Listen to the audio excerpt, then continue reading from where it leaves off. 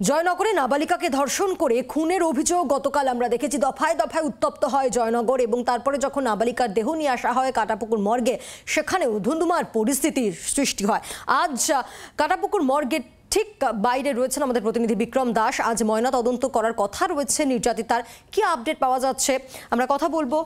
বিক্রম রয়েছে আমাদের সঙ্গে। বিক্রম, তুমি যেখানে রয়েছো, গতকাল সন্ধে সেখানে একেবারে ধুন্ধুমার কাণ্ড বেঁধে গিয়েছিল।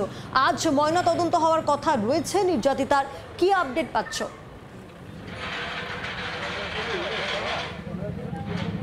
একেবারেই তোমাকে যেটা জানাবো যে গতকাল পদ্মেরহাট গ্রামীণ হাসপাতাল থেকে দেহ নিয়ে আসা হয় ময়নাতদন্তের জন্য সরাসরি এই কাটাপুকুর মর্গে মোমিনপুর এলাকায়, এবং সেখানেই কিন্তু বডি প্রিজার্ভ করা হয়। কারণ গতকাল বিকেল 4টে বেজে গেছিলাম, 4টের পরে ময়নাতদন্ত করা যায় না, সেই অনুযায়ী বডি প্রিজার্ভ করা হয়েছিল, যেমনটা পরিবারের তরফ থেকেও দাবি করা হয়। সেক্ষেত্রে গতকালই পুলিশ সুপার তিনি জানিয়েছিলেন যে আজকের কিন্তু ময়নাতদন্ত করা হবে, এবং সেই অনুযায়ী আমরা দেখতে পাচ্ছি যে এই মুহূর্তে বিশাল পুলিশ বাহিনী কিন্তু এখানে উপস্থিত রয়েছে। কারণ আমরা জানি যে গতকাল দেহ আনার পরেই কার্যত রণক্ষেত্র হয়ে ওঠে এই গোটা এলাকা। তুমি দেখতে পাচ্ছ একেবারে কার্যত গার্ডরেল দিয়ে এখানে একটা লোহার প্রাচীর তৈরি করা হয়েছে পুলিশের তরফ থেকে।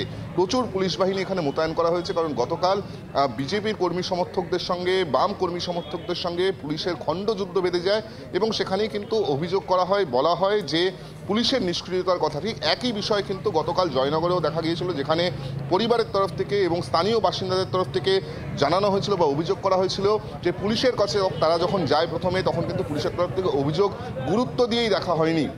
পুলিশ যদি প্রথম থেকে এই অভিযোগকে গুরুত্ব দিয়ে দেখতো, তাহলে হয়তো এই ছাত্রীর কার্যত এই মর্মান্তিক পরিণতি বা মর্মান্তিক মৃত্যু হয়তো নাও ঘটতে পারতো, এমনটাই পরিবার বা স্থানীয় বাসিন্দাদের তরফ থেকে বলা হয়। এবং আমরা দেখতে পাই যে মহিষমারীতে কার্যত পুলিশকে ঝাঁটা পিটা করা হয়, এবং একটি ফাঁড়ি একেবারে জ্বালিয়ে দেওয়া হয়, অগ্নিসংযোগ করা হয়, পুলিশের গাড়িতে অগ্নিসংযোগ করা হয়, আইসি সহ 12 জন আহত হয়। এবং তার পরবর্তী ক্ষেত্রে কিন্তু এই একই অভিযোগকে কেন্দ্র করে দফায় দফায় উত্তপ্ত হতে দেখা যায়। একদিকে যেরকম মহিষমারী, অপরদিকে এই কাটাপুকুর মর্গ চত্বর। সেই কারণেই আজকের অতিরিক্ত বাহিনী মোতায়েন করা হয়েছে।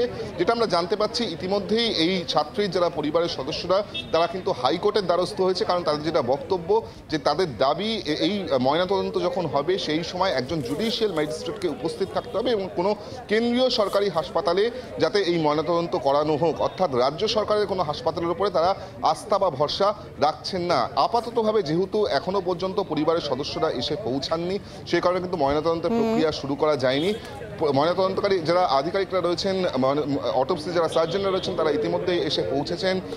জুডিশিয়াল ম্যাজিস্ট্রেটকে তখনই কিন্তু ডেকে আনা হবে যখন পরিবারের সদস্যরা আসবে। কিন্তু যেহেতু এই ম্যাটারটি এই মুহূর্তে হাইকোর্টে গিয়ে পৌঁছেছে এবং আজকের বেলা 2টো নাগাদ এর হিয়ারিং রয়েছে, শুনানি রয়েছে, ঠিক কি হয় সেদিকে যেমন আমাদের নজর থাকছে। বিক্রম, নজর রাখো। একই সঙ্গে আরেকটা ছবি আপনাদের সামনে রাখছি। কুলতলিতে সেখানে মিছিলে বিজেপির রাজ্য সভাপতি সুকান্ত মজুমদার, তার মিছিল ইতিমধ্যে শুরু হয়ে গিয়েছে, সেই ছবিও আপনাদের সামনে রাখছে। রয়েছেন অগ্নিমিত্রা পালও। বাংলার আওয়াজ, বাঙালির আবেগ, জি 24 ঘন্টা।